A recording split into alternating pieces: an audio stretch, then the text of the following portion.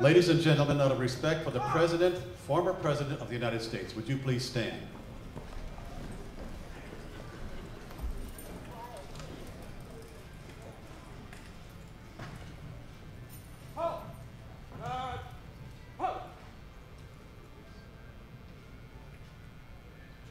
In keeping with our 150th anniversary of the Civil War, and the President of that time, Mr. Lincoln, Gerald Bestrock, who is a presenter, is going to give a recitation of the Gettysburg Address. Following that speech, Mr. Lincoln, being known as a champion rail splitter, is going to switch to his handsaw that he was familiar with, but instead try to make music that comes from the backside of that blade. Ladies and gentlemen, President Abraham Lincoln, and you may be seated.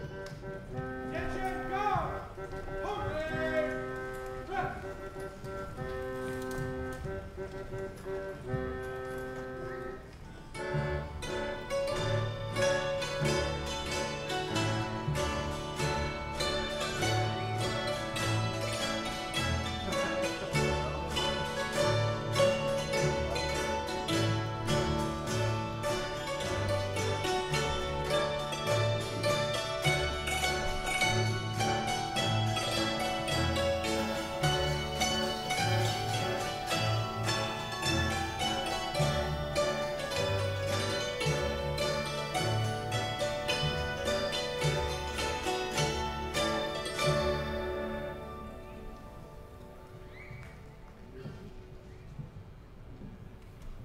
Fellow citizens, ladies, gentlemen, honorable guests, of those 17 battles fought during the Civil War, the most decisive battle fought, not a major victory, but a lost opportunity, was on September 17, 1862 at Antietam.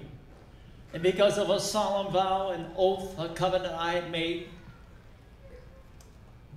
I said if he would give victory, a force has just been fought on the 17th, I'd consider it my duty to move forward and free those slaves. 5 days later, I held a cabinet meeting and placed on the table the Emancipation Proclamation, enabling all those slaves held in the rebellion union to be set free. Horace Greeley, the New York Tribune, got a hold of that script. He said, Mr. Lincoln, you've made a terrible mistake.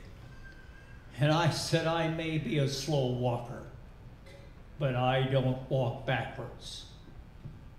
And then, of course, we know what happened the next July 1, 2, and 3 at Gettysburg. Over 3 days, 48 to 51,000 people have been killed or wounded, and blood was running down the cornfields. And they said there's got to be something done in honor of all those who've gallantly given their lives on both sides. So I was called upon to give a few closing comments on the dedication of New National Soldier Cemetery to be dedicated November the 19th, 1863. So the morning of the 18th, I left Washington to travel to Gettysburg. It was really too noisy and too crowded for me really to complete my speech on the train. Arrived in Gettysburg that evening, and there was many of your ancestors and relatives to view the remains of the fallen comrades. And amongst them was the keynote speaker, Mr. Edward Evart. I finished my speech the next morning and rode out to the Seminary Ridge, where all them people there were milling and restless. Suppose for a moment, folks, we're all standing at the top of that dirt road at the top of Seminary Ridge, and everywhere we look, there's evidence of death. From where I sat on the wooden platform, you could look out and see those coffins laying in silent formation under the trees. The ground was ripped up with the lead balls of Mr. Target.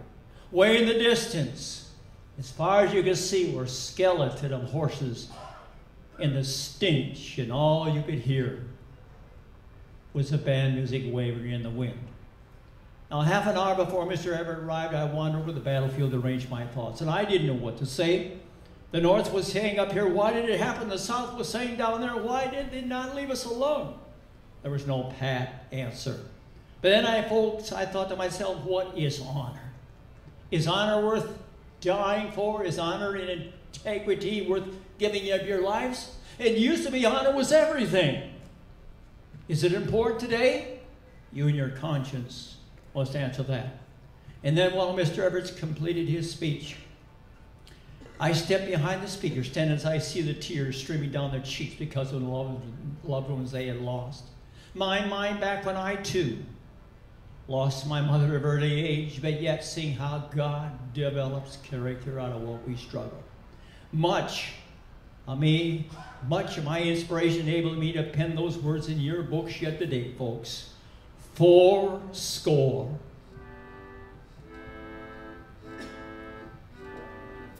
And 7 years ago,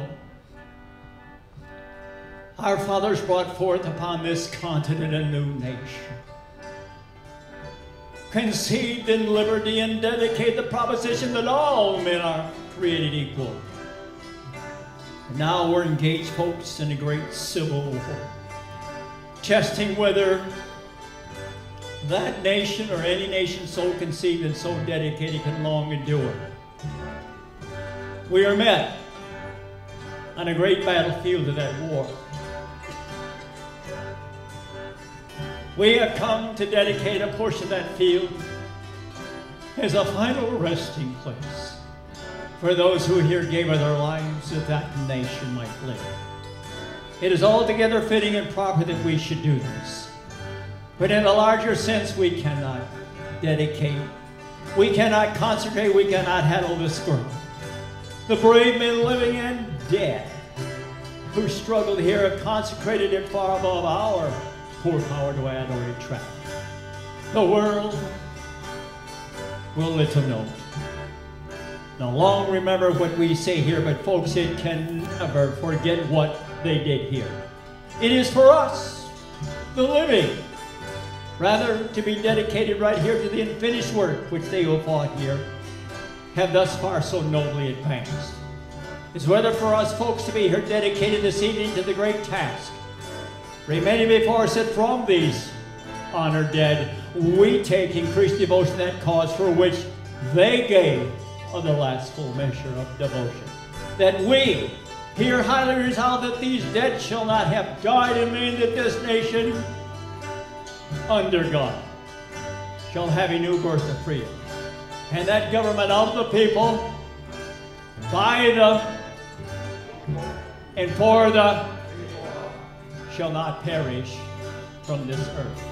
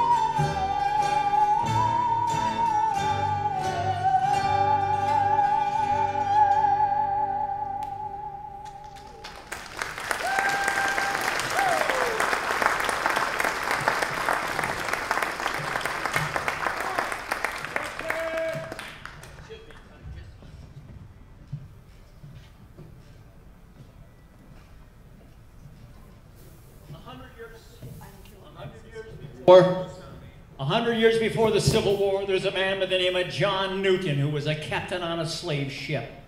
Mean and wretched man who was responsible for bringing at least one load of human cargo chained in the hold of his ship to be sold at Charleston Harbor, but only discovered he too had to be set free.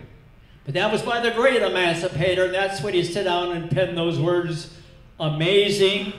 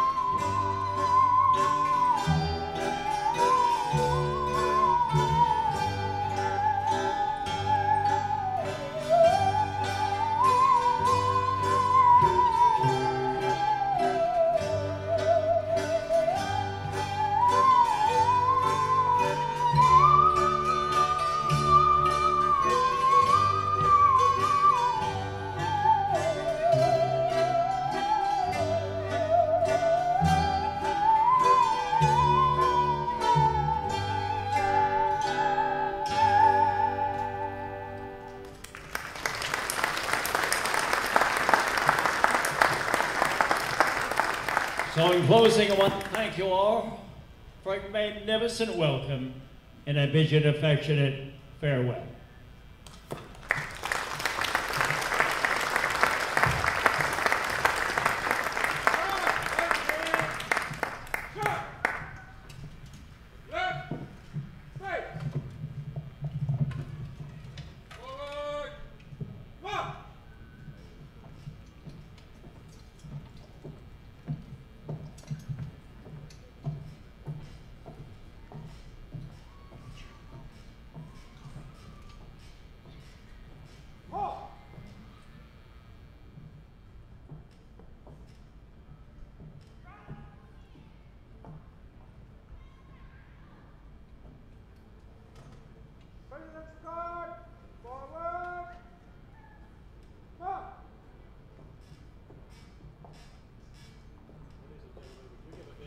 Please to ladies Lincoln. Thank you very much.